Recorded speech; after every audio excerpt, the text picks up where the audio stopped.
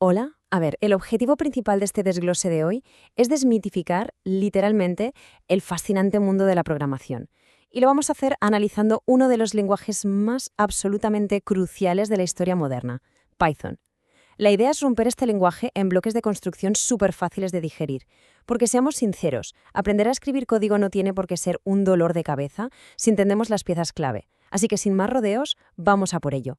Vale, vamos a sumergirnos de lleno en esto. Nuestra hoja de ruta tiene 5 conceptos súper manejables, que son básicamente el camino natural que sigue cualquier desarrollador. Empezaremos con el poder de Python, pasaremos a las variables y tipos de datos, luego los operadores y decisiones lógicas, de ahí saltaremos a las estructuras de datos, concretamente las listas, y terminaremos con la magia de la automatización mediante bucles. Punto número 1. El poder de Python. O como podríamos llamarlo, el lenguaje que mueve al mundo. Pensemos en esto por un segundo. Plataformas gigantescas que usamos literalmente todos los días, Spotify, YouTube, Instagram, Google, Uber, pues resulta que todas ellas están construidas total o parcialmente sobre este lenguaje. Es una locura. Y no solo eso, es la base absoluta de campos tan punteros como el data science o la inteligencia artificial. Cuando una empresa se topa con un muro de tareas manuales, súper lentas y repetitivas, la automatización con Python aparece como la solución definitiva. Es un cambio total de las reglas del juego. Y aquí está la clave de todo. Como bien indica nuestro material fuente, Python es un lenguaje muy fácil de aprender. Y ojo, que esto no es marketing barato, es que está diseñado así desde sus cimientos. La idea es que su sintaxis sea tan limpia que casi parece que estamos leyendo un idioma normal y corriente. Esto quita de en medio muchísima fricción al principio y hace que entender la lógica del código sea, la verdad, súper intuitivo. Pasamos al punto 2. Variables y tipos de datos. Nuestras cajas de almacenamiento.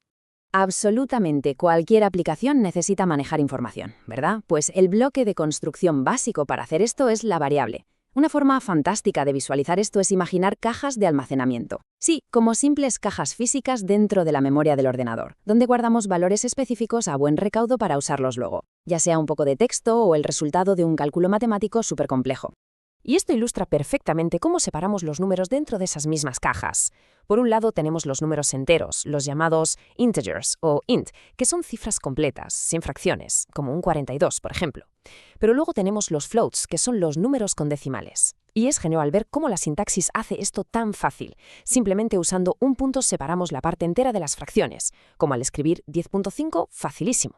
Pero bueno, no todo van a ser números, ¿no? También tenemos las cadenas de texto, lo que técnicamente llamamos strings. Siempre van entre comillas y son perfectas para guardar, no sé, desde una palabra hasta frases enteras como el mítico hola mundo. Y por último en este grupo tenemos los booleans o valores booleanos. Estos son interesantísimos porque funcionan como un interruptor de luz. Solo pueden tener dos estados, verdadero o falso, true o false.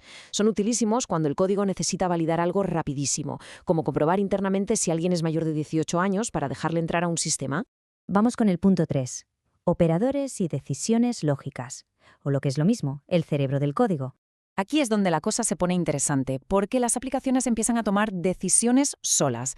A ver, si usamos el operador lógico AND, o sea, y, significa que ambas condiciones tienen que ser estrictamente verdaderas para poder avanzar. Por ejemplo, comprobar si el usuario es mayor de 18 y a la vez menor de 30. Las dos tienen que cumplirse sí o sí, pero si usamos el operador lógico OR, o sea, o, la regla es mucho más relajada. Con que una sola de las condiciones planteadas se cumpla, nos da luz verde. Así de simple es como los sistemas gigantescos evalúan un montón de reglas a la vez. Podemos ver cómo fluye esto en la práctica con un ejemplo clásico, la nota de un examen. El código siempre se lee en orden, de arriba a abajo. Paso 1. Tenemos el if, la condición inicial. Si la nota es 95 o más, ¡boom!, aprobado con honores. Y el código se detiene ahí. Pero, ¿y si es falso y no llegamos al 95?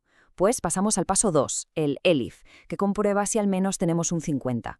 Si es así, aprobado.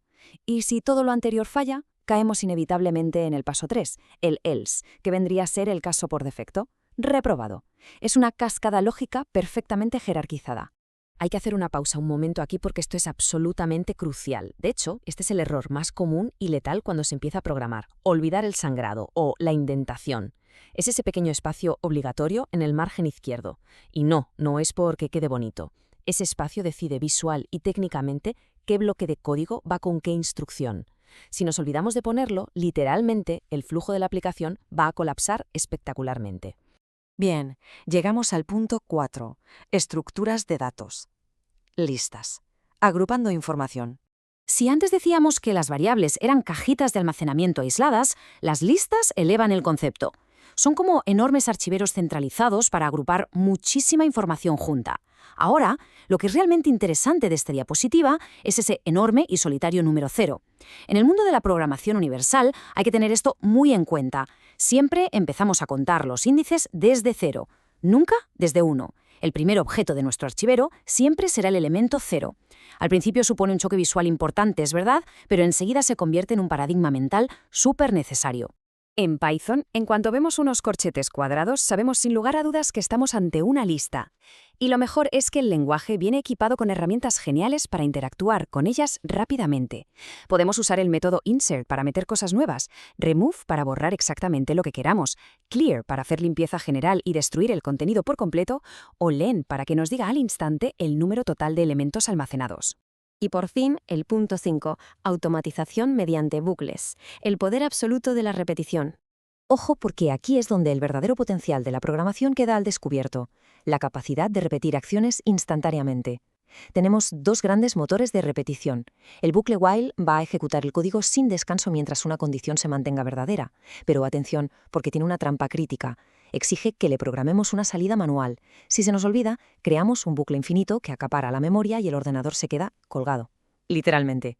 Como contraparte, el bucle for es increíblemente elegante. Recorre los elementos de una lista automáticamente y de forma súper limpia, sin ningún riesgo de bucles infinitos. Y para muestra un botón. La sintaxis para iterar listas demuestra por qué el bucle for es superior. Es que literalmente se lee así. Por cada lenguaje dentro de la lista de lenguajes, imprime el lenguaje.